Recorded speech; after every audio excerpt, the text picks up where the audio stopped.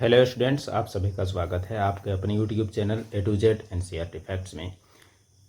इतिहास 12वां class 12th class का हिस्ट्री जो कि एनसीईआरटी का सीरीज जो हमने शुरू किया है उसका आज अध्याय 2 है। तो अध्याय 2 में आप सभी का स्वागत है एक बार फिर से, जो कि जो चैप्टर 2 आपका एनसीईआरटी हिस्ट्री 12th क्लास का है वो क्या है, राजा, किसान और नगर।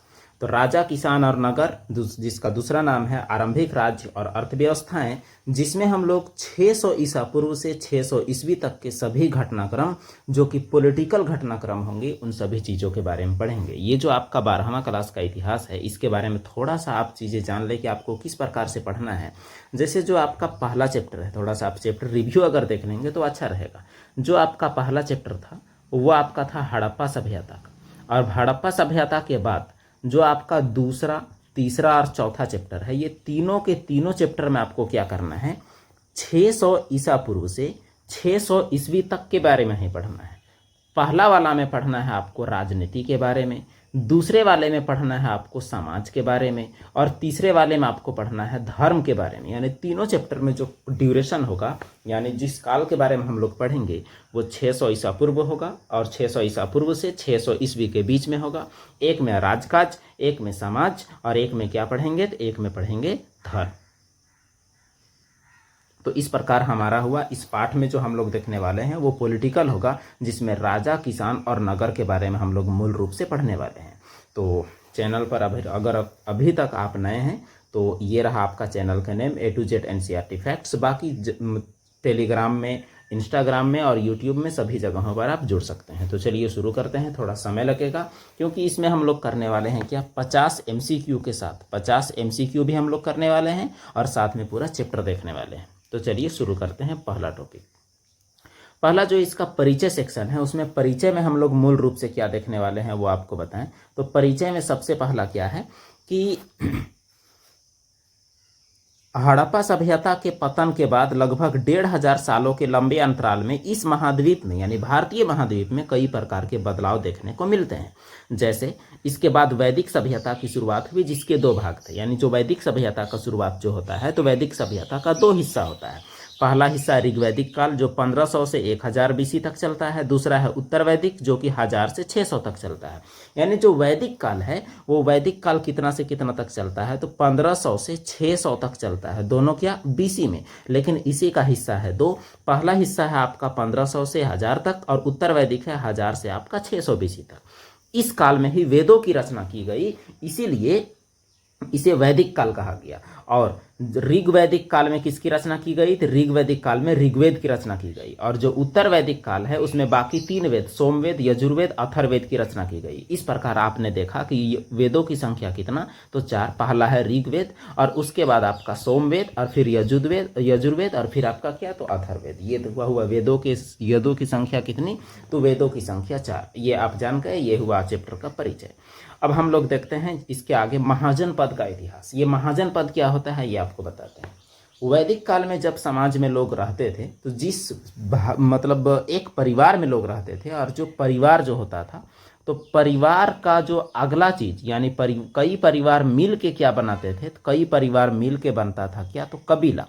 अब कई कबीला मिल के क्या बनता था, तो वो बनता था जन, और कई जन मिल के क्या बनता था, जनपद। यानी कई कबीला मिलकर जन यानी गांव समझ लीजिए, और कई गांव मिलकर क्या बनता था, जनपद यानी जिला जैसा, और कई जिला मिलकर क्या बनता था, महाजनपद यानी राज्य जैसा। आप समझ सकते हैं। ये हुआ परिवार, ये हुआ आपका एक मोहल्ला। यानी ये जो कबीला जो है ये मोहल्ला कह सकते हैं, और ये जन को आप गांव समझ सकते हैं। गांवों के मिलने से क्या बनेगा, तो जिला बनेगा, वो जनपद कह सकते हैं। और ये हो जाएगा आपका राज्य, यानी महाजनपद से क्या बनेगा, राज्य बनेगा, और राज्यों से मिलकर बनेगा साम्राज्य, जैसे मगध। तो ये हुआ आपका इसका एक हिरार्कियल स्ट्रक्चर, जिसमें आप समझ सकते हैं कि किस प्रकार से बना है। देखिए एक बार, जो परिवार है, परिवार से क्या बनेगा, परिवार से कबीला, कबीला से जन, जन से जनपद, जनपद से महाजनपद, और महाजनपद से राज्य, और राज्य से क्या, साम्राज्य, साम्राज्य जैसा, मगध जैसा। तो ये हुआ महाजनपद। तो कई जनपदों को मिलाकर जो बनते हैं वो होते हैं क्या, महाजनपद।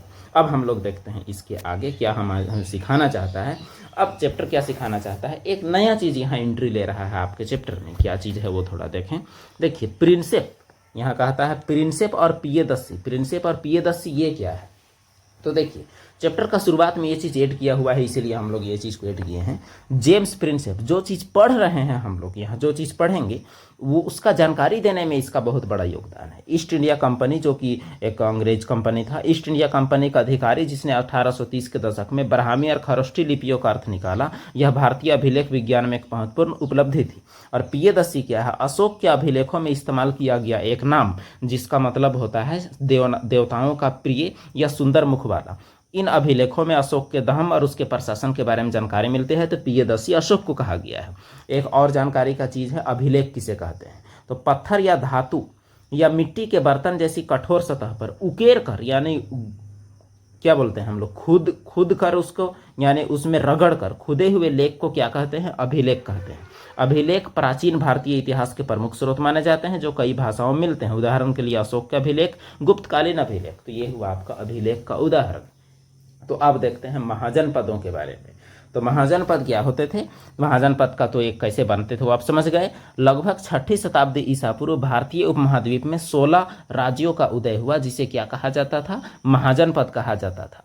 ये बड़े और शक्तिशाली राज्य थे। तो महाजनपद कितने थे? 16। महाजनपदों के बारे में जानकारी बौद्ध ग्रंथ अंगुतर निकाय और जैन ग्रंथ भगवती सूत्र में मिलता है। इसका जानकारी आपको ये 2 जगह में मिलता है।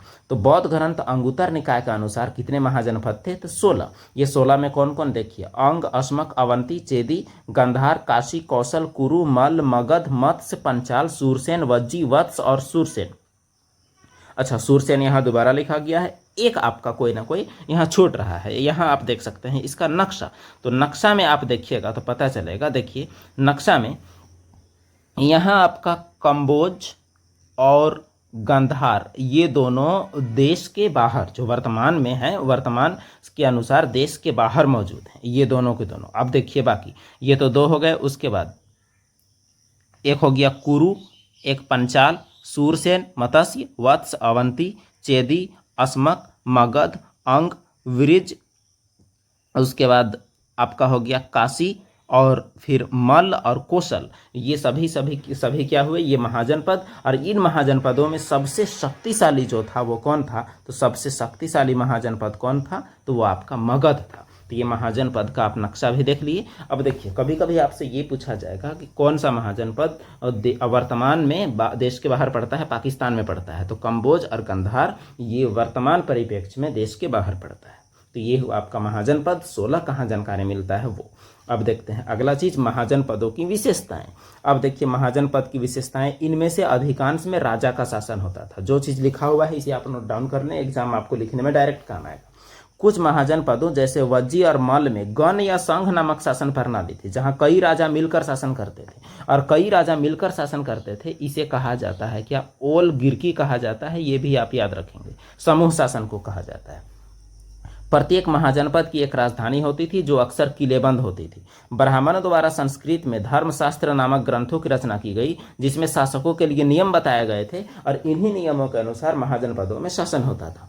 राजाओं द्वारा अपनी सेनाएं बनाए रखने और नौकरशाही का निर्माण करने के लिए किसानों, व्यापारियों, शिल्पकारों से कर यानी टैक्स और भेंट इकट्ठा किया जाता था। यानी राजकाज कैसे चलता था, सिस्टम कैसे चलता था? पूरा किसान, व्यापारी और शिल्पकारों से टैक्स और गिफ्ट लिया जाता था। तो इसी से राजकाज चलता था, जैसा वर्तमान में चलता है। मोटा मोटी आपका वही है कि टैक्स सिस्टम तो था। तो ये हुआ महाजनपद का विशेषता, जिसमें पहला नंबर हो गया, ये हुआ दूसरा, ये तीसरा, ये चौथा और ये क्या हो गया? तो 5वां। ये 5 विशेषता आपने देखा। अब देखते हैं मगध का उदय। यहाँ आपका हेडिंग भी है, मगध का उदय, राइज ऑफ मगध। अब मगध का उदय के बारे में हम लोग कैसे कैसे समझ सकते हैं, देखिए। तो 6ठी से 4ठी शताब्दी ईसा पूर्व के बीच मगध, जो कि वर्तमान बिहार में पड़ता है, सबसे शक्तिशाली महाजनपद बन गया। सबसे शक्तिशाली। तो मगध के शक्तिशाली होने के क्या कारण रहे, ये सवाल आपसे पूछता है। पहला कारण है वहाँ की उपजाऊ भूमि। तो देखिए गंगा और उसकी सहायक नदियों द्वारा सिंचित अत्यधिक उपजाऊ भूमि, जिससे कृषि उत्पादन बहुत अधिक होता था। तो इस वजह से वहाँ बहुत ज़्यादा पावर था, यानी उपजाऊ भूमि की वजह से कृषि पावर ज़्यादा था। क्योंकि कृषि उत्पादन ज़्यादा था, वहाँ के लोग कभी भूखे नहीं होंगे। दूसरा कारण है लौह अयस्क की उपलब्धता। तो वर्तमान झारखंड का इलाका में लौह अयस्क का जो खदानें, जिससे हथियार और औजार बनाने में आसानी हुई, तो इस वजह से लड़ाई के मामले में लोग आगे हुए।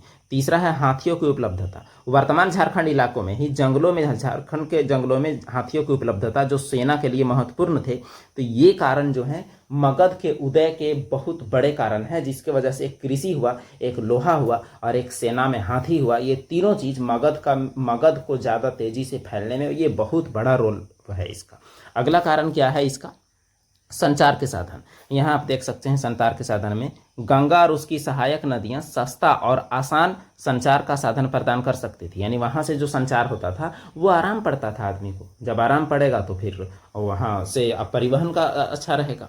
और दूसरा है शक्तिशाली शासक। मगध में क्या है कि बिंबिसार, अजातशत्रु और महापद्मनंद जैसे शक्तिशाली शासकों ने मगध के विस्तार में महत्वपूर्ण भूमिका निभाई। फिर राजधानी, मगध की राजधानी की बात करते हैं। आरंभ में राजगीर यानी राजगृह मगध की राजधानी थी। तो मगध की पहली राजधानी क्या थी? तो राजगिरी यानी राजगीर, जो पहाड़ियों से घिरी एक किलेबंद बस्ती थी। यानी राजधानी में कोई हमला नहीं कर सकता था।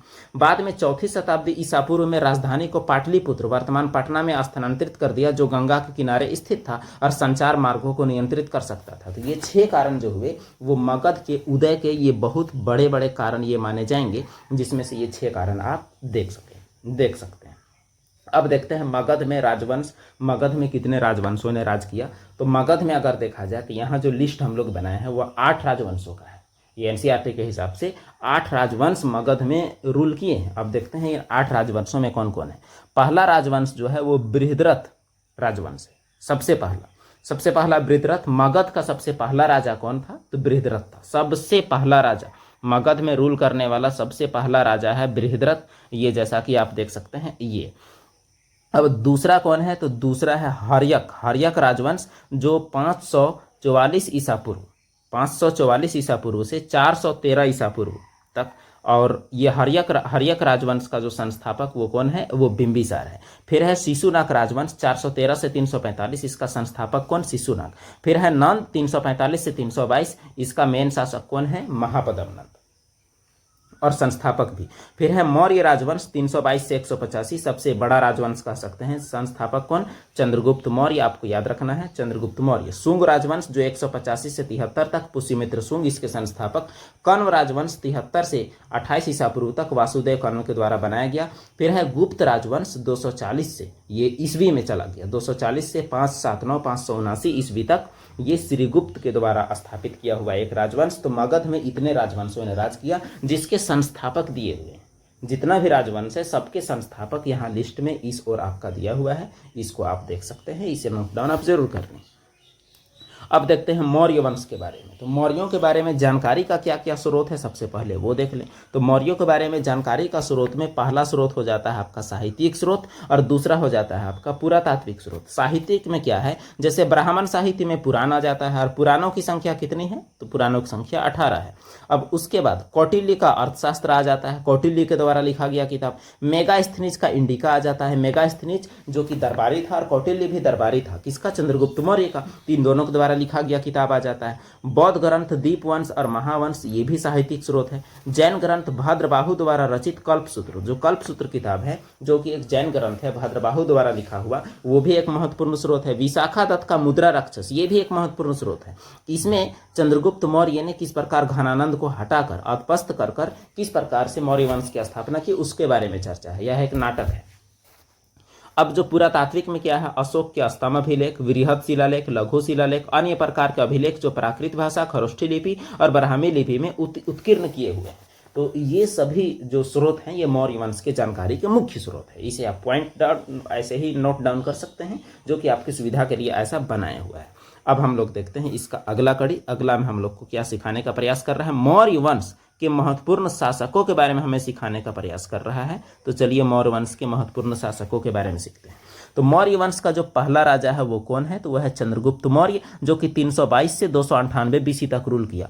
उसने अपने गुरु चाणक्य की मदद से नंद वंश के अंतिम शासक, चलिए इसको थोड़ा ऐसे डिटेल देख लें, तो घनानंद को हराकर मौर्य साम्राज्य की स्थापना की। तो चंद्रगुप्त मौर्य जो है वो घनानंद को हराकर मौर्य वंश का स्थापना करता है 322 में। दूसरा शासक कौन है? तो दूसरा शासक है बिंदुसार 298 से 268, चंद्रगुप्त मौर्य का बेटा। बिंदुसार चंद्रगुप्त मौर्य का पुत्र था जिसने अपने पिता की मृत्यु के बाद सत्ता को संभाला और बचा कर भी रखा। तीसरा है सम्राट अशोक 268 से 232। सम्राट अशोक बिंदुसार का पुत्र जो मौर्य वंश का सबसे महान शासक हुआ। और उसके बाद कौन है, तो उसके बाद चौथा में तो अशोक का बेटा कुणाल है, लेकिन हम लोग चौथा को लास्ट करके बनाए हैं। वह मौर्य वंश का अंतिम शासक कौन, बृहद्रथ। अच्छा, शुरू में आपको तभी बताया गया था कि बृहद्रथ मगध का पहला राजा, नाम जरूर था लेकिन ये आदमी नहीं है, वो दूसरा है, ये आदमी दूसरा है। तो मौर्य वंश का अंतिम शासक जिसकी हत्या 185 बीसी में उसी के अपने मंत्री पुष्यमित्र शुंग ने करके शुंग वंश की स्थापना की थी। इस प्रकार मौर्य वंश के ये 4 राजा हुए। अब देखते हैं चंद्रगुप्त मौर्य के बारे में। चंद्रगुप्त मौर्य का दरबारी कौन था, चाणक्य और मेगास्थनीज। चाणक्य ने अर्थशास्त्र और मेगास्थनीज ने इंडिका की रचना की। और बिंदुसार के बारे में ये जानकारी जो है, बिंदुसार के 2 पुत्र अशोक और सुसीम की चर्चा मिलते हैं, जिसमें अशोक ने अपने भाई सुसीम की हत्या कर दी। और सम्राट अशोक के बारे में सबसे खास बात देखिए, सम्राट अशोक कलिंग के युद्ध के लिए जाना जाता है, जो उसके राज्याभिषेक के 11वें वर्ष में 261 बीसी को लड़ा गया। इसके बाद उसने बौद्ध धर्म अपना लिया और युद्ध की नीति को साफ से छोड़ दिया। तो ये है पूरा जानकारी किस चीज के बारे में, तो मौर्य वंश के प्रमुख शासकों के बारे में ये जानकारी है, जिसे आप नोट डाउन कर सकते हैं। अब देखते हैं मौर्य वंश का प्रशासन कैसा था, इस बारे में कि मौर्य वंश का प्रशासन आखिर कैसा था। तो देखिए, पहला चीज देखते हैं साम्राज्य विस्तार। तो मौर्य साम्राज्य के 5 राजनीतिक केंद्र थे। राजधानी थी कहाँ, पाटलिपुत्र, और 4 राज्य जो थे वो तक्षशिला, उज्जैनी, तोसली और सुवर्णगिरी। तो ये 5 केंद्र, एक राजधानी हो गया और बाकी 4 राज्य। सैनिक व्यवस्था वहां का कैसा था वो देख ले। तो चंद्रगुप्त मौर्य ने एक विशाल सेना की स्थापना की जिसमें हाथी, घोड़े और पैदल सैनिक इत्यादि होते थे। न्याय व्यवस्था कैसा था, दंड विधान बहुत कठोर होता था। राज्य को कर ना देने यानी टैक्स ना देने या सरकारी कर्मचारियों के साथ अपराध करने पर मृत्यु दंड दिया जाता था। और दंडाधिकारी में सर्वोपरि राजा होता था। धर्मशास्त्र के अनुसार न्याय किया जाता था, लेकिन राजा ही सर्वोपरि होता था। अगला देखते हैं मौर्य वंश के प्रशासन से जुड़े पॉइंट। चौथा पॉइंट है नगर प्रशासन कैसा था। मौर्य प्रशासन में व्यवस्था में नगर प्रशासन का महत्वपूर्ण स्थान था। पाटलिपुत्र की नगर सभा 6 उप समितियों में बटी हुई थी और प्रत्येक उप समिति में 5-5 सदस्य होते थे, जिसके द्वारा शहर प्रशासन संचालित किया जाता था। ये सब जानकारी मेगास्थनीज का इंडिका में मिलता है। और पुलिस और जासूसी व्यवस्था, गुप्तचर कैसा था। तो मौर्य प्रशासन के तहत एक सशक्त प्रकार की गुप्तचर व्यवस्था थी, जिसके अंतर्गत गढ़ पुरुष संचार पुलिस का काम करते थे। गढ़ पुरुष जो होते थे वो जासूस होते थे। टैक्स कैसा था वो हम लोग देखते हैं। प्रत्यक्ष करों में डायरेक्ट जमीन का टैक्स था, जिसे भाग या कर कहा जाता था। यह कृषि उपज का एक निश्चित हिस्सा होता था, जो किसान अपनी उपज के आधार पर राज्य को चुकाते थे। और भूमि की उपजाऊ क्षमता के आधार पर टैक्स का रेट निर्धारित किया जाता था। इसके अलावा व्यापार और उद्योग पर भी टैक्स लगाया जाता था। तो ये हुआ राज्य का आमदनी टैक्स सिस्टम से। तो ये तो आप देख चुके, ये मौर्य वंश का प्रशासन का ये सभी पॉइंट है, जो कि आपके एग्जाम के लिए कितना इंपॉर्टेंट है ये आपको पता चल जा रहा होगा देखते देखते। अब देखते हैं कलिंग का युद्ध जो सम्राट अशोक के द्वारा लड़ा गया उसके बारे में, जो भी पॉइंट इंपॉर्टेंट हो सकते हैं। अब पृष्ठभूमि में क्या है, कलिंग का युद्ध मौर्य साम्राज्य के सम्राट अशोक के राज्याभिषेक के 8वें वर्ष 261 ईसा पूर्व में लड़ा गया। कलिंग युद्ध कलिंग एक समृद्ध और स्वतंत्र राज्य था जो वर्तमान उड़ीसा में स्थित था। ये पूछता है कि कहाँ कलिंग पड़ता है, तो वर्तमान उड़ीसा में पड़ता है। युद्ध का कारण क्या था, कलिंग की सामरिक और आर्थिक स्थिति महत्वपूर्ण थी, यानी वहाँ का सारा सिस्टम ठीक था। तो अशोक ने अपने साम्राज्य का विस्तार के लिए इसे जीतने का प्लान किया। और कलिंग का स्वतंत्रता प्रेम भी एक बड़ा कारण था जो अशोक के लिए चुनौती बन गई, यानी वहाँ के लोग आज़ादी से रहना चाहते थे, तो अशोक के लिए यह चुनौती का कार्य जरूर बना। युद्ध कैसा हुआ, युद्ध की तीव्रता देख ले। युद्ध अत्यंत भयंकर था, दोनों पक्षों में भारी जनहानि हुई। 1 लाख लोग मारे गए, 1.5 लाख लोग बंदी बनाए गए, बहुत सारे सैनिक विकलांग हो गए। इस युद्ध ने अशोक को मानसिक रूप से गहराई से प्रभावित किया, और इतना हद तक प्रभावित किया कि अशोक इस युद्ध के बाद अपने आप को बदलने का निश्चय किया। और कलिंग का युद्ध के बारे में पूछा जाए तो ये 3 पॉइंट आप जरूर लिखें। चौथा पॉइंट देखते हैं, अशोक का परिवर्तन।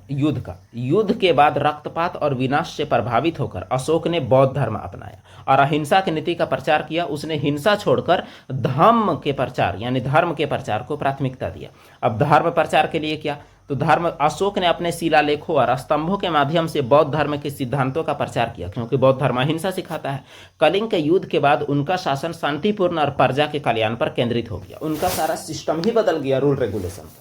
इतिहास में इसका क्या महत्व है? तो कलिंग का युद्ध इतिहास में एक महत्वपूर्ण मोड़ साबित हुआ, जिसने अशोक को एक महान शासक से महानतम शासक में बदल दिया। महान तो था ही लड़ाई के मामले में, लेकिन और महान बना दिया, क्योंकि युद्ध का त्याग करना भी एक बहुत बड़ी बात है। यह युद्ध न केवल मौर्य साम्राज्य बल्कि भारतीय उपमहाद्वीप के इतिहास में एक विशिष्ट स्थान रखता है, क्योंकि कोई राजा जीतने के बाद अगर युद्ध छोड़ रहा है, यह अपने आप में एक बहुत बड़ा बात होता है, क्योंकि जीतने के बाद तो लोगों का और हौसला बढ़ता है कि कैसे हम लोग और जीतेंगे, लेकिन इस व्यक्ति ने युद्ध छोड़ दिया, ये अपने आप में बहुत बड़ी बात है।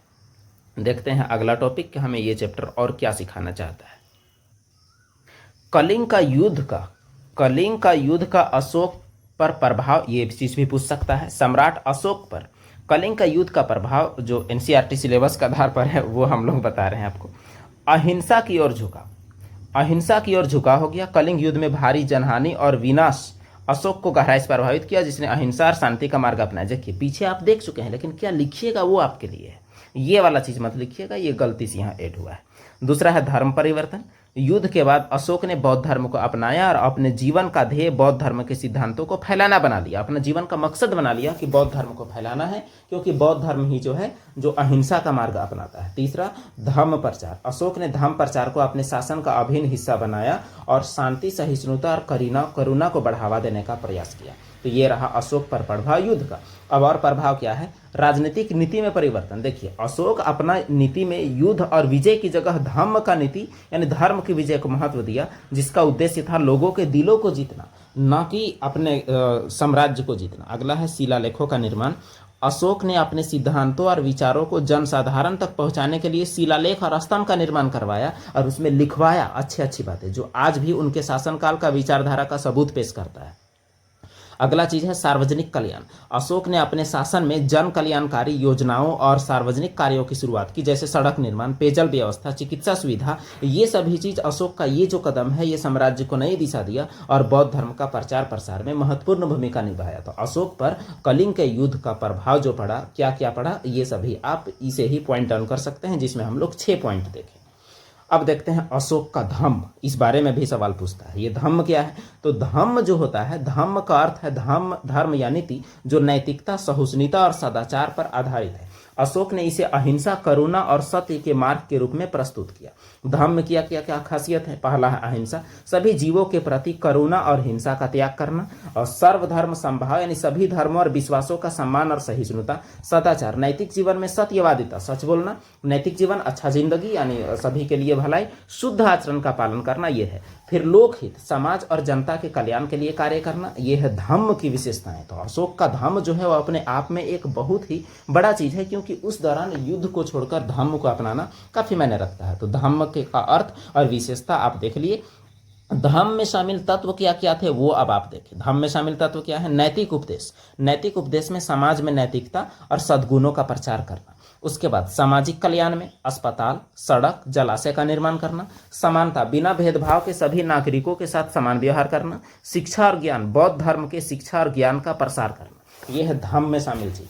अब देखते हैं अशोक का धम्म में, अशोक का जो शिलालेख है, धम्म के उपदेशों को शिलालेख के माध्यम से प्रचारित किया, जो आज भी भारत और अन्य देशों में पाए जाते हैं। धम्म का क्या प्रभाव पड़ा? अशोक की धम्म नीति ने भारतीय समाज को नैतिक और सामाजिक दृष्टिकोण से गहराई तक प्रभावित किया और बौद्ध धर्म के प्रसार में महत्वपूर्ण भूमिका निभाई। जब कोई एक बड़ा राजा किसी धर्म का प्रचार करने में उतर जाए, वो भी एक सही तरीके से, प्रचार भी एक ऐसा तरीका से जिससे किसी आदमी को भी अलग ना लगे, ये बहुत ही मायने रखता है। अब देखते हैं अगला टॉपिक इस चैप्टर का, अशोक के द्वारा धम्म का प्रचार के लिए। अशोक जो धम्म का प्रचार के लिए क्या क्या उपाय लगाया वो देखते हैं, क्या क्या उपाय लगाया। तो सम्राट अशोक ने धम्म का प्रचार के लिए कई महत्वपूर्ण उपाय किए, जिसे निम्नलिखित बिंदुओं में संक्षेपित किया जा सकता है। पहला, धम्म लिपियों का अंकन। अशोक ने धम्म के सिद्धांतों को जनता तक पहुंचाने के लिए पत्थर और स्तंभों पर लिपियां अंकित करवाईं। इन लिपियों में जीवन के नैतिक और सामाजिक मूल्यों की चर्चा की गई है। धम्म महामात्र का नियुक्ति किया, स्पेशल ऑफिसर जो इसमें देखे। अशोक ने धम्म महामात्र नामक अधिकारियों की नियुक्ति की, जो धम्म के सिद्धांतों का प्रचार करते थे और चेक करते थे कि लोग सही से इसका पालन कर रहे हैं कि नहीं, और लोगों को नैतिक जीवन जीने के लिए प्रेरित करते थे। उसके बाद अशोक जो है अपने ऑफिसर्स को भी गाइड किया था कि सबसे पहले धम्म का पालन आप करें ताकि लोग करेंगे, और खुद भी करता था। फिर है धम्म यात्रा। अशोक ने स्वयं विभिन्न स्थानों की यात्रा की और धम्म का प्रचार किया। इन यात्राओं का उद्देश्य जनता के से साथ सीधा संवाद स्थापित करना और सीधे बात करना, ताकि पता चले कि हम कोई राजा नहीं बल्कि हम भी आप ही के जैसा हैं, यानी सादा जिंदगी जीने के लिए बताने का प्रयास करना। ये था सम्राट अशोक के द्वारा धम्म प्रचार के लिए किए गए कुछ उपाय। और उपाय में क्या क्या किए गए हैं वो हम लोग देखते हैं धम्म का प्रचार के लिए। तो अगला उपाय जो क्या है, धर्म सम्मेलनों का आयोजन। अशोक ने विभिन्न स्थानों पर धर्म सम्मेलन का आयोजन किया, जिसमें विभिन्न धर्मों के अनुयायी एकत्रित होते और धम्म के विषय पर विचार विमर्श करते। अंतर्राष्ट्रीय लेवल पर भी प्रचार किया। अशोक ने धम्म संदेश को पड़ोसी देशों तक पहुंचाने के लिए भी कदम उठाए, जिसमें धम्म का प्रचार अंतर्राष्ट्रीय स्तर पर हुआ। अशोक ने अपने पुत्र महेंद्र और अपनी पुत्री संघमित्रा को इस कार्य के लिए श्रीलंका भेजा, केवल प्रचार करने के लिए। तो ये उपाय अशोक के धम्म नीति के प्रचार में अत्यधिक प्रभावी रहे और उन्होंने मौर्य साम्राज्य को एक नैतिक सांस्कृतिक रूप से समृद्ध समाज में परिवर्तित करने में महत्वपूर्ण भूमिका निभाई। तो अशोक के द्वारा धम्म का प्रचार करने के लिए निम्नलिखित उपाय अपनाए गए। ये सभी चीज़ें आप अपने नोटबुक में नोट डाउन जरूर करें।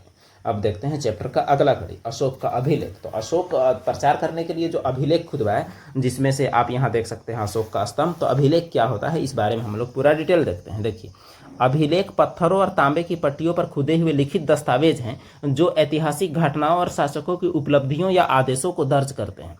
तो अशोक के अभिलेख के बारे में देखते हैं। अशोक का अभिलेख किस किस भाषा में था, मुख्यतः प्राकृत, ग्रीक और आरामाइक भाषा में। लिपि ब्राह्मी खरोष्ठी लिपि में लिखा गया था। जैसे देखिए, अब उत्तरी भारत में ब्राह्मी लिपि में प्राकृत भाषा, उत्तर पश्चिम भारत में खरोष्ठी लिपि प्राकृत भाषा, दक्षिण भारत में तमिल तेलुगु भाषा में भी पाया गया। अफगानिस्तान में ग्रीक और आरामाइक लिपि में पाया गया है। ग्रीक और आरामाइक आपको याद रखना है जगह के हिसाब से। इसमें क्या क्या प्रचार किया गया, धम्म की नीति, सामाजिक कल्याण, वन्य जीव संरक्षण, इन सभी चीज़ों को ये अशोक के अभिलेख के माध्यम से प्रचारित किया गया। तो अलग अलग जगहों में अलग अलग लिपि, जिसमें से ज़्यादा प्राकृत भाषा में और ब्राह्मी लिपि में, ये आप याद रखेंगे।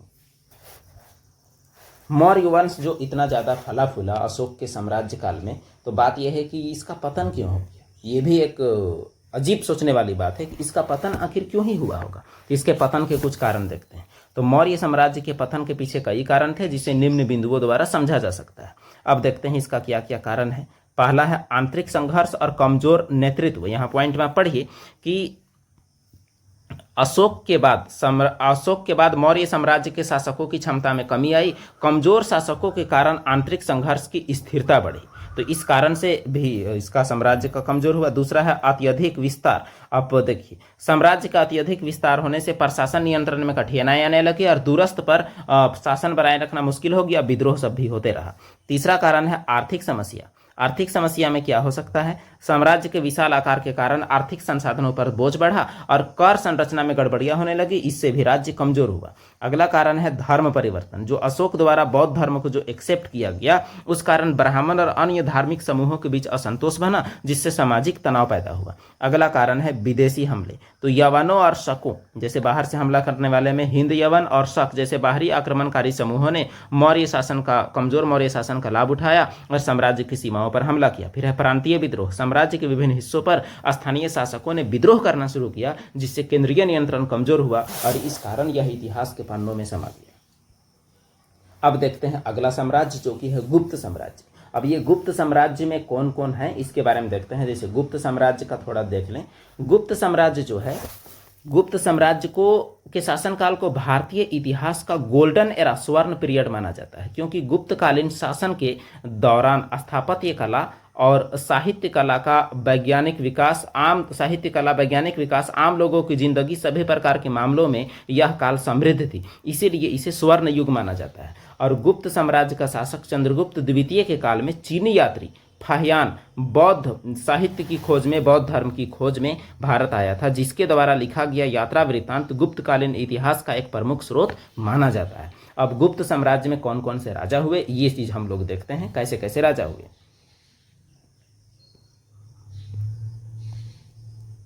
तो श्रीगुप्त, जिनका शासनकाल 240 से 80 तक है, जो गुप्त वंश के कौन है, संस्थापक। श्रीगुप्त का बेटा कौन, घटोत्कच, जिसका शासनकाल 80 से 319, यानी श्रीगुप्त का पुत्र और उत्तराधिकारी। उसके बाद चंद्रगुप्त प्रथम, शासनकाल 319 से 335, घटोत्कच का गुप्त, जिसने गुप्त साम्राज्य को एकदम मजबूत किया। फिर है समुद्रगुप्त, शासनकाल 335 से 375, चंद्रगुप्त प्रथम का पुत्र, जिसे भारत का नेपोलियन कहा जाता है। फिर है चंद्रगुप्त द्वितीय यानी चंद्रगुप्त विक्रमादित्य। अच्छा, चंद्रगुप्त मौर्य अलग है और ये चंद्रगुप्त अलग है, आपको याद रखना है, जिनका शासनकाल 375 से 415, समुद्रगुप्त का पुत्र, जिसके शासनकाल में गुप्त साम्राज्य स्वर्ण युग बना। फिर है कुमारगुप्त प्रथम 415 से 455, चंद्रगुप्त द्वितीय का पुत्र, जिसने साम्राज्य की समृद्धि को बनाए रखा। फिर है स्कंदगुप्त, शासनकाल 455 से 467, कुमारगुप्त प्रथम का पुत्र, जिन्होंने हुनों के आक्रमण का सामना किया और गुप्त साम्राज्य का अंतिम ताकतवर राजा। तो इस प्रकार गुप्त साम्राज्य के ये राजा यादगार रखे जाने के योग्य हैं, क्योंकि इनके काल में गुप्त साम्राज्य कुछ तो था, बाद में तो कमजोर हो गया और बाद में कमजोर किया, बाद में तो चला भी गया। अब देखते हैं इसका अगला कड़ी, गुप्तकालीन इतिहास के स्रोत। गुप्त काल के बारे में हम लोग कैसे जानते हैं, ये सभी चीजें हम लोग देखते हैं। गुप्तकालीन इतिहास के प्रमुख स्रोत देख रहे हैं।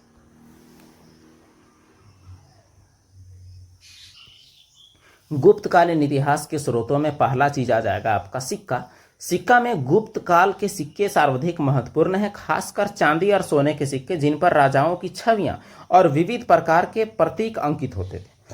ये सिक्के न केवल अर्थव्यवस्था की स्थिति को दर्शाते हैं, बल्कि गुप्त काल की कला और संस्कृति का भी प्रदर्शन करते हैं। तो सिक्का एक जानकारी का स्रोत हुआ। दूसरा है अभिलेख। अभिलेख में पर्याप्त प्रशस्ति। हरिसेन द्वारा रचित यह अभिलेख सम्राट समुद्रगुप्त की वीरता और विजय अभियानों का वर्णन करता है। तो ये है आपका अभिलेखों में। फिर है एरन अभिलेख। भानुगुप्त का यह एरन अभिलेख गुप्त काल की प्रशासनिक व्यवस्था और सामाजिक जीवन का पता चलाता है, यानी ये पता चलता है इससे। फिर विदेशी यात्रियों का विवरण से भी पता चलता है, जैसे फाहियान।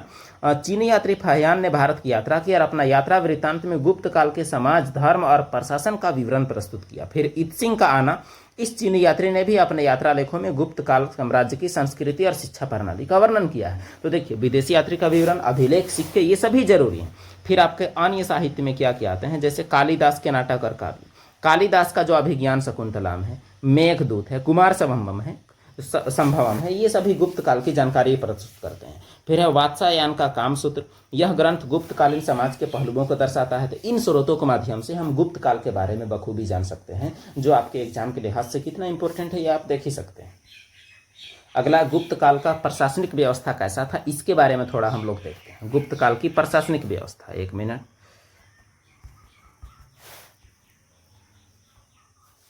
तो गुप्त काल का जो प्रशासनिक व्यवस्था का उद्देश्य समझना उस टाइम के आर्थिक सामाजिक संरचना को जानने के लिए महत्वपूर्ण है। यहाँ गुप्त काल की प्रशासनिक व्यवस्था के विभिन्न पहलुओं को पॉइंट में प्रस्तुत किया गया है। जैसे राजनीतिक प्रशासनिक इकाई कैसी थी वो आपको बताएं, तो गुप्त साम्राज्य की राजधानी पाटलिपुत्र थी। साम्राज्य को विभिन्न प्रांतों यानी भुक्तियों में बांटा गया था, जिन पर गुप्त शासक द्वारा नियुक्त प्रांतीय गवर्नर यानी उपरी का शासन करते थे।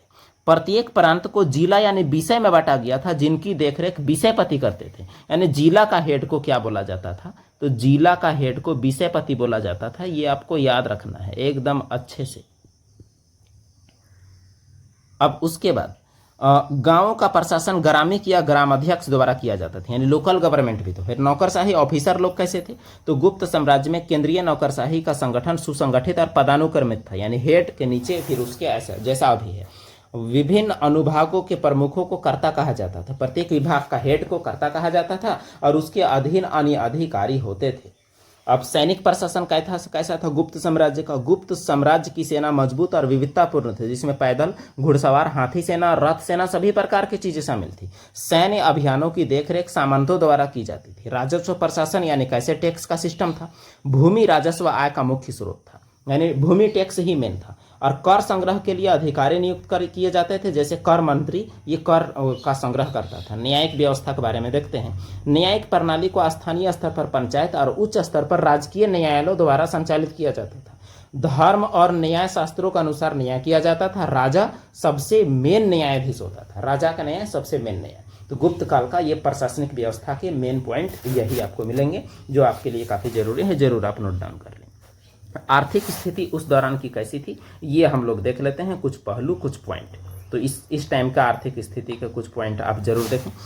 देखिए कृषि क्षेत्र उस दौरान का कैसा था। तो गुप्तकालीन अर्थव्यवस्था में कृषि ही रीढ़ थी।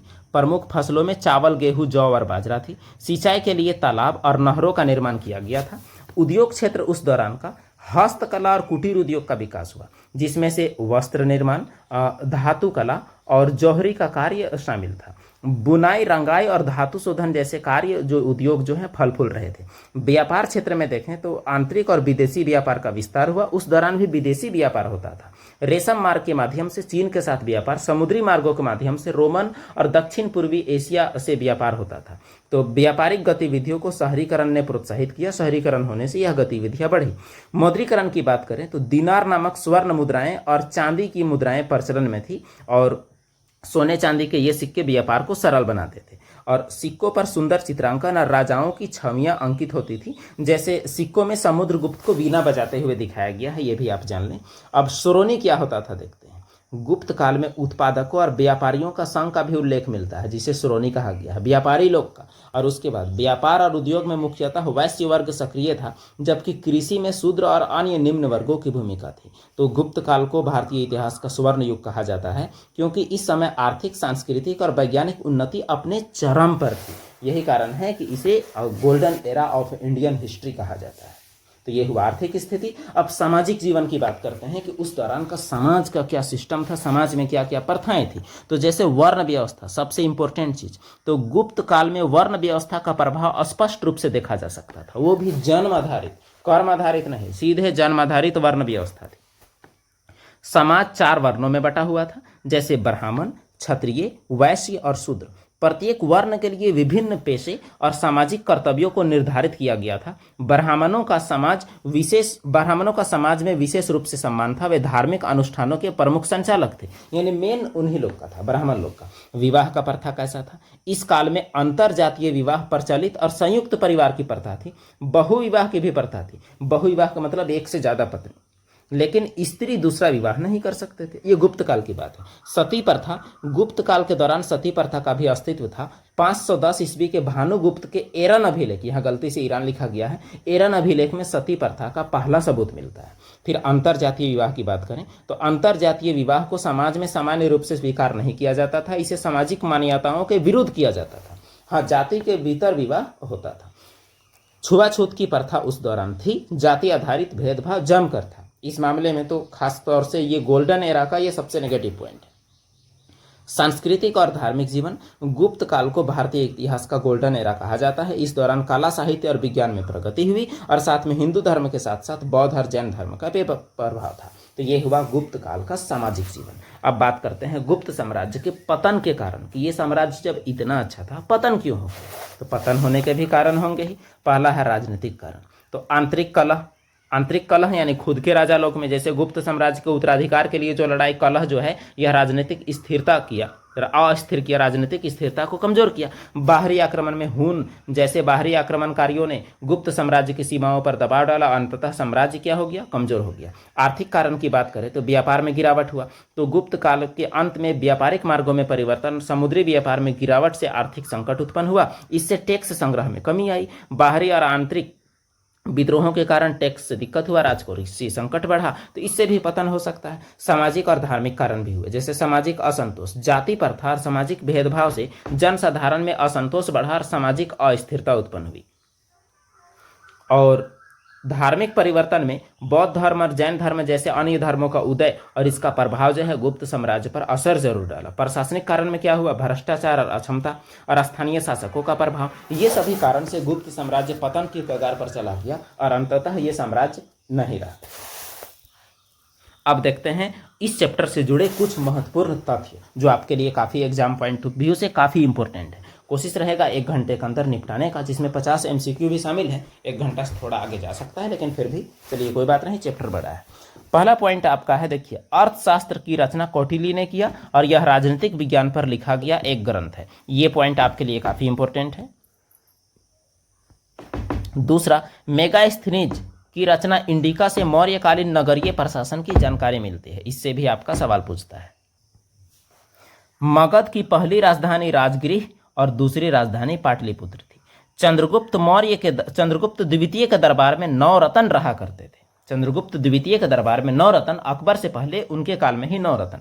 अब उसके बाद समुद्रगुप्त की जानकारी का प्रमुख स्रोत प्रयाग प्रशस्ति है, जिसके लेखक कौन थे? हरिसेन। तो ये सभी जानकारी डायरेक्ट पूछा जाता है एग्जाम में।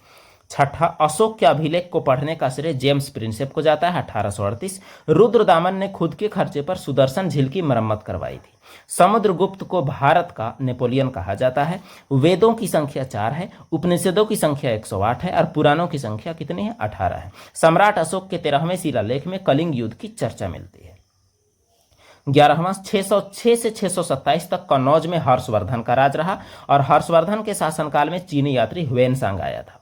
और फाह्यान जो आया था किसके काल में? तो फाह्यान चंद्रगुप्त द्वितीय काल में। 78 ईस्वी में कुषाण शासक कनिष्क का राज्यारोहण हुआ। और ये कनिष्क से एक बात, ये राज्यारोहण के टाइम में जो शक संवत जो शुरू किया गया, यही आपका भारतीय राष्ट्रीय कैलेंडर है, ये भी आपको याद रखना है। सर्वाधिक सोने के सिक्के गुप्त काल में जारी किए गए थे। सातवाहनों ने शीशे के सिक्के जारी किए। ये वाला शीशा कांच वाला नहीं है, बल्कि ये वाला शीशा लेड वाला शीशा है, लेड, ये भी आपको याद रखना है। अगला पॉइंट है, गुप्त शासक चंद्रगुप्त द्वितीय की पुत्री प्रभावती गुप्त का विवाह वाकाटक शासक से हुआ था। लगभग प्रथम शताब्दी बीसी से प्रथम शताब्दी ईस्वी तक कुषाण शासकों का शासन रहा, यानी कुषाण में सबसे महत्वपूर्ण कनिष्क था। हर्षवर्धन ने कन्नौज को अपनी राजधानी बनाया। संस्कृत विधि ग्रंथ मनुस्मृति को 2री शताब्दी बीसी और 2री शताब्दी एडी के बीच लिखा गया था। कुषाण शासक अपने नाम के आगे देवपुत्र लगाते थे। तो ये सभी पॉइंट आपके एग्जाम के लिए काफ़ी इंपॉर्टेंट, ये मोस्ट इंपॉर्टेंट, ये सभी चीज़ों को शामिल किया गया ऑब्जेक्टिव वाले।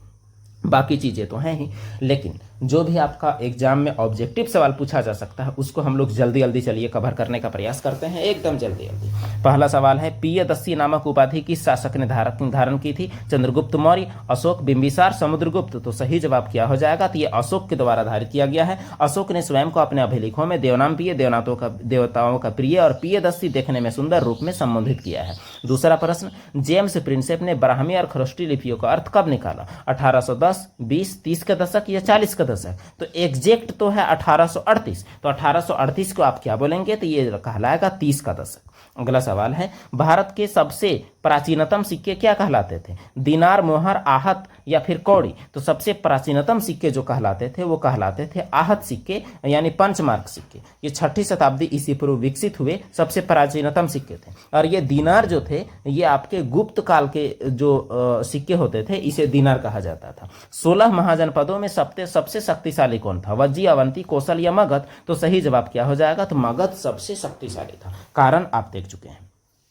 हर्यक वंश के किस शासक ने मगध पर शासन किया? शिशुनाग, कालाशोक, बिंबिसार, महापद्मनंद? तो हर्यक वंश का शासक कौन था? तो बिंबिसार, यही संस्थापक। तो बिंबिसार हर्यक वंश का संस्थापक और मगध का पहला महत्वपूर्ण शासक।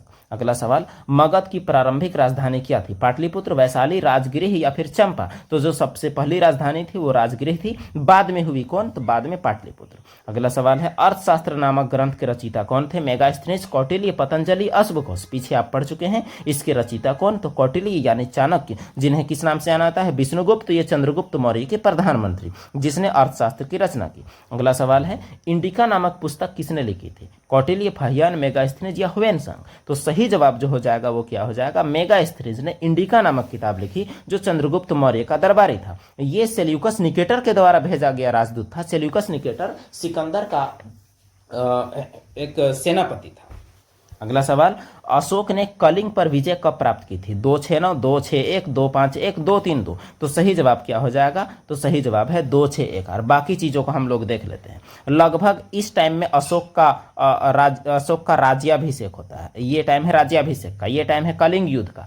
और ये टाइम क्या है? तो ये टाइम बौद्ध संगति का है। अशोक के टाइम जो 3rd बौद्ध संगति हुआ था इसका, और ये टाइम जो अशोक का मृत्यु का टाइम है। तो ये सभी इंपॉर्टेंट ऑप्शंस थे। मौर्य साम्राज्य के संस्थापक कौन? अशोक, बिंदुसार, चंद्रगुप्त मौर्य या बिंबिसार? तो सही जवाब है चंद्रगुप्त मौर्य, मौर्य वंश के संस्थापक। लगभग 321 में नंद वंश का उन्मूलन कर मौर्य साम्राज्य की स्थापना करने का श्रेय इनको जाता है। दहम महामात्रों की नियुक्ति किसने की थी? चंद्रगुप्त मौर्य, अशोक, कनिष्क या समुद्रगुप्त? तो सही जवाब है सम्राट अशोक ने धम्म महामात्रों की नियुक्ति की थी, जिनका मकसद धम्म के सिद्धांतों से अवगत कराना था। कुषाण शासक स्वयं को किस प्रकार की उपाधियां देते थे? चक्रवर्ती, देवपुत्र, महाराजाधिराज पृथ्वीराज परम भट्टारक। तो सही जवाब है कुषाण शासक अपने नाम के आगे देवपुत्र लगाते थे यानी ईश्वर पुत्र। अगला सवाल है समुद्रगुप्त की प्रशस्ति किस यानी प्रयाग प्रशस्ति किस स्तंभ पर है? सांची, सारनाथ, प्रयाग या फिर रुमिंदय? तो इसमें तो नाम ही बता दिया आपको, प्रयाग प्रशस्ति इसका नाम ही है, प्रयाग स्तंभ है। इसका रचना हरिसेन द्वारा किया गया है जो इलाहाबाद स्तंभ पर प्रयाग प्रशस्ति के नाम से है। हर्षचरित के रचयिता कौन थे? कालिदास, बाणभट्ट, हरिसेन या अश्वघोष? तो हर्षचरित के रचयिता कौन थे? तो बाणभट्ट। तो बाणभट्ट सम्राट हर्षवर्धन का दरबारी कवि, उन्होंने हर्ष की जीवनी हर्षचरित लिखी जो उस काल के राजनीतिक और सामाजिक जीवन का महत्वपूर्ण स्रोत है।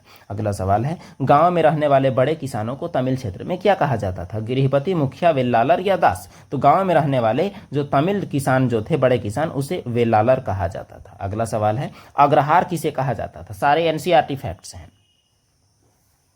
किसानों के गांव, ब्राह्मणों को दान में दिए गए खंड यानी भूमिखंड, व्यापारियों का संगठन या बौद्ध मठ? तो अग्रहार किसे कहा जाता था? ब्राह्मणों को जो जमीन का टुकड़ा दान में दिया जाता था उसे क्या कहा जाता था? उसे अग्रहार कहा जाता था।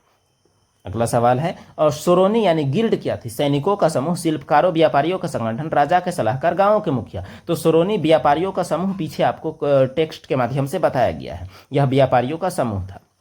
अशोक का अधिकांश अभिलेख किस लिपि में है? खरोष्ठी, ग्रीक, अरामाइक या ब्राह्मी? तो सबसे ज्यादा किस लिपि में है? तो ब्राह्मी लिपि में अशोक के सर्वाधिक अभिलेख आपको देखने में मिलेंगे। कुछ खरोष्ठी और अरामाइक और ग्रीक में भी हैं, इसमें कोई बात नहीं। ये किधर है? पश्चिमोत्तर में। अगला सवाल 6ठी शताब्दी ईसा पूर्व गंगा घाटी में कितने महाजनपदों का उदय हुआ? 10, 14, 16 या 20? तो महाजनपदों की संख्या कितनी? तो वो 16। ये तो बहुत बचा हुआ सवाल है, इसकी जानकारी जैन और बौद्ध ग्रंथों में मिलती है। अशोक का धम्म का मुख्य उद्देश्य क्या था? साम्राज्य विस्तार, सामाजिक सद्भाव, नैतिक उत्थान, बौद्ध धर्म का बलपूर्वक प्रचार, युद्धों को बढ़ावा देना? तो मेन मकसद जो था सामाजिक सद्भाव और नैतिक उत्थान यानी समाज में अच्छी चीजों का प्रचलन बढ़ाना, यही तो था अशोक के धम्म की नीति का मुख्य उद्देश्य। अगला सवाल है सुदर्शन झील का जीर्णोद्धार किस शक शासक ने करवाया था? नाहपान, चष्टन, रुद्रदामन या गोडन फर्निस? तो सुदर्शन झील का जो जीर्णोद्धार किसने करवाया था? रुद्रदामन अपने खुद के खर्चे से। अगला सवाल है बौद्ध साम्राज्य में राजस्व एकत्र करने वाला अधिकारी कौन होता था मौर्य साम्राज्य में? समाहर्ता, सन्निधाता, राजुका या समाहर्ता? अच्छा, समाहर्ता 2 बार है और वही सही जवाब है, तो यहाँ गलती से डी में भी है। तो देखिए समाहर्ता, अभी भी ये पद जो है ये कलेक्टर को समाहर्ता बोला जाता है जो समाहित करता है। तो ये जो कलेक्टर, डिस्ट्रिक्ट कलेक्टर जो होता है, वही टाइम का एक कह सकते हैं कि जो डिस्ट्रिक्ट कलेक्टर जो पद है उसका इतिहास में अगर हम लोग जाएंगे तो उस टाइम तक हम लोग जरूर जा सकते हैं। अगला सवाल है गद तिंदु जातक कथा किस प्रकार का ग्रंथ है? जैन, बौद्ध, वैदिक या संगम साहित्य? जातक कथा बौद्ध धर्म के प्राचीन ग्रंथों का यानी बौद्ध धर्म के जन्म से पहले की कथा है, इसलिए जवाब क्या हो जाएगा? तो बौद्ध धर्म हो जाएगा। अगला सवाल है सिकंदर ने भारत पर कब हमला किया था? 327-26, 26-25, 23-22 या 300-299? यहाँ उल्टा इसलिए है क्योंकि बीसी में है। तो सिकंदर का हमला हुआ था 326-25 ईसा पूर्व में। तो सिकंदर ने इस टाइम हमला किया और राजा पोरस को हराकर 325 ईस्वी में वापस चला गया। क्यों? क्योंकि सतलज नदी को, जो सतलज नदी जो है इसको पार करने से उसके सैनिक मना कर दिए। अगला सवाल है सोने के सिक्के सबसे पहले किस वंश के राजाओं ने जारी किए? मौर्य, गुप्त, कुषाण या सातवाहन? तो सोने के सिक्के सबसे पहले कुषाणों ने जारी किए, सबसे पहले बड़ी संख्या में, जिनकी शुद्धता, जिसका जो लेवल जो था यानी क्वालिटी वो भी बहुत उच्च क्वालिटी की थी। गुप्त काल में निर्मित प्रयाग प्रशस्ति किस भाषा में थी? प्राकृतिक, पाली, संस्कृत, तमिल? तो यह किस भाषा में थी? संस्कृत भाषा में। हरिसेन द्वारा रचित प्रयाग प्रशस्ति जिसमें समुद्रगुप्त के बारे में जानकारी मिलती है, संस्कृत भाषा में थी। पेरिप्लस ऑफ एरिथ्रियन सी क्या है? एक नाटक, एक यूनानी समुद्री यात्रा का वृत्तांत, एक कविता संग्रह, एक धार्मिक संग्रह? तो पेरिप्लस ऑफ एरिथ्रियन सी जो है एक यूनानी समुद्री यात्रा का वृत्तांत है। अब इसके बारे में देखते हैं। पेरिप्लस ऑफ एरिथ्रियन सी एक अज्ञात यूनानी नाविक द्वारा लिखा गया समुद्री यात्रा का वृत्तांत है जो ईसा की पहली शताब्दी में हिंद महासागर में होने वाले व्यापार का वर्णन करता है, इसलिए इस चैप्टर में है। राजा को सलाह देने वाली संस्थाएं कौन सी थी जो महाजन पदों में मौजूद थी? केवल सभा समिति दोनों या कोई नहीं? तो राजा को सलाह देने के लिए सभा और समिति नामक 2 संगठन हुआ करते थे। 6ठी शताब्दी ईसा पूर्व में कौन सा धर्म लोकप्रिय हुआ? वैदिक, बौद्ध, जैन, शैव या वैष्णव? तो 6ठी शताब्दी ईसा पूर्व बौद्ध और जैन धर्म सबसे ज्यादा लोकप्रिय हुआ। मौर्य प्रशासन में प्रमुख नगरों का प्रशासन कौन करता था? राजा खुद, ग्रामीण मुखिया, समितियां या श्रेणी? यानी जो नगर प्रशासन कौन देखता था? तो नगर प्रशासन के लिए समितियां थी। अब देखिए मेगास्थनीज के इंडिका के अनुसार मौर्य प्रशासन में नगरों का 6 समिति द्वारा चलाया जाता था और 6 समिति में 5-5 सदस्य होते थे। इसका मतलब कुल कितने सदस्य होते थे? तो 30 सदस्य। और 30 सदस्य कितने जगह में बटे होते थे? तो 30 सदस्य आपके 6 जगह में बटे हुए होते थे। और 6 में कितने कितने? तो 6 में 5-5-5।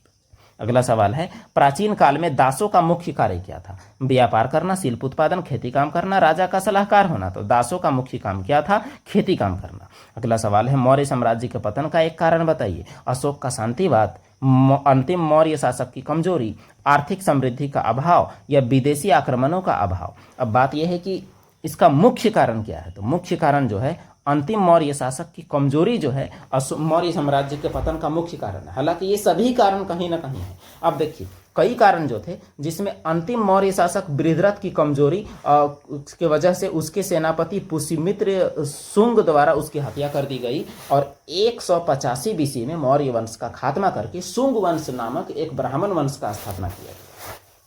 अगला सवाल है, गुप्त काल में दशावन अवतार मंदिर कहाँ स्थित है? सांची, देवगढ़, ऐहोल या अजंता। तो सही जवाब क्या है? यह देवगढ़ में है।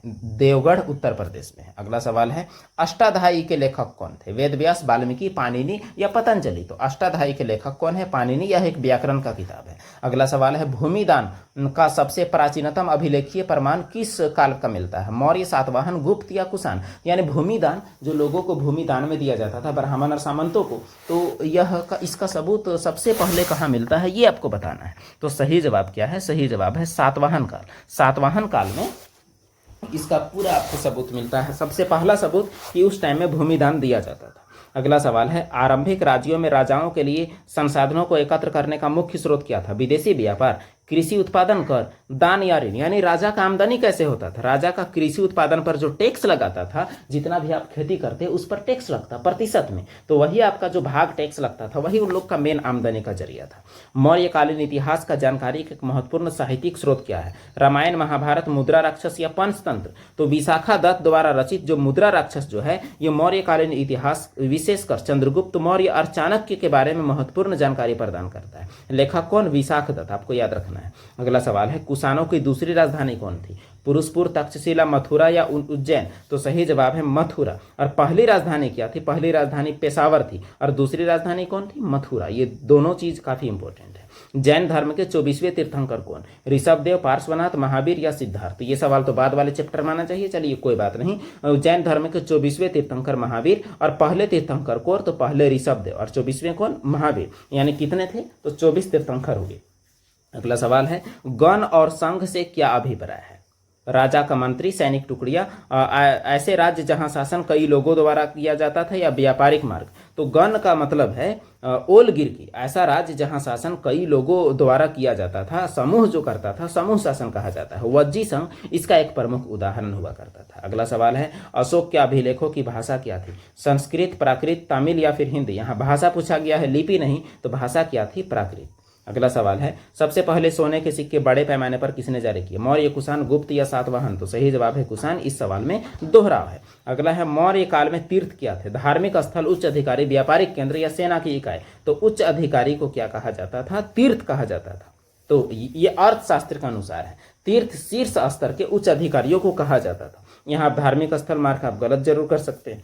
अशोक के धम्म में निम्न में से कौन सा सिद्धांत शामिल नहीं था? बड़ों का सम्मान, ब्राह्मणों और श्रमणों के प्रति उदारता, यज्ञों का निष्पादन या दासों और नौकरों के प्रति दयालुता। तो कौन सा शामिल नहीं था? तो देखिए यज्ञ करना ये शामिल नहीं था। यज्ञ का निष्पादन अशोक के टाइम में इसका बिल्कुल भी नहीं था। अगला सवाल है, किस शासक को भारत का नेपोलियन कहा जाता है? चंद्रगुप्त मौर्य, अशोक, समुद्रगुप्त, चंद्रगुप्त द्वितीय। तो सही जवाब है समुद्रगुप्त को। समुद्रगुप्त को विसेंट स्मिथ ने अपने सैन्य विजयों के कारण भारत का नेपोलियन कहा है और इसे समुद्रगुप्त को अपने सिक्कों में वीणा बजाते हुए दिखाया गया है। अशोक के स्तूपों में एक महत्वपूर्ण स्तूप कहाँ है? अमरावती, नागार्जुनकोंडा, सांची या भरहुत। तो सांची का स्तूप अशोक का सबसे प्रमुख स्तूप है। यहाँ अशोक के बारे में है इसलिए। अगला है, ग्राम भोजक कौन थे? गांव के पुजारी, गांव के मुखिया, गांव के व्यापारी, गांव के दास। तो ग्राम भोजक जो थे वो गांव के मुखिया हुआ करते थे। अगला सवाल, दक्कन यानी दक्षिण भारत का सबसे महत्वपूर्ण राज्य कौन था? चोल, चेर, पांडे, सातवाहन, तो ये सभी दक्षिण भारत के थे, लेकिन जो पहला 3 है वो काफी इंपॉर्टेंट है। तो सातवाहन जो सबसे शक्तिशाली था, सबसे शक्तिशाली। अगला है 6ठी शताब्दी ईसा पूर्व लौह यस्क का प्रयोग किस क्षेत्र में ज्यादा हुआ, जिससे मगध का उत्थान मिला? दक्षिण भारत, झारखंड, उत्तर पश्चिमी भारत या पश्चिमी भारत? तो ये क्या हो जाएगा? झारखंड। यहीं का लौह यस्क का तो सबसे ज्यादा उपयोग हुआ। कौन सा चीनी यात्री चंद्रगुप्त मौर्य के दरबार में आया था? ह्वेनसांग, इत्सिंग, फहियान या सुंगयू? तो इसका सही जवाब क्या हो जाएगा? तो फहियान जो है ये आया था चंद्रगुप्त द्वितीय के दरबार में। आपको कमेंट बॉक्स में बताना है ये जो ह्वेनसांग है ये किसके दरबार में आया था। तो ह्वेनसांग किसके दरबार में आया था, यह बात कमेंट बॉक्स के माध्यम से आप जरूर बताएं, किसके दरबार में आया था। तो कमेंट बॉक्स में आप सभी का रहेगा इंतजार। तो केवल 55 मिनट में लगभग हम लोग कवर कर लिए। तो चलिए, वीडियो देखने के लिए आप सभी का बहुत बहुत धन्यवाद। चैनल में आप नए हैं तो जरूर आप जुड़ जाएं और बाकी लोगों को भी जुड़ने के लिए प्रेरित करें और चैनल के प्लेलिस्ट का आप जरूर फायदा उठाएं और बाकी सब्जेक्ट में भी अपडेट रहें। धन्यवाद।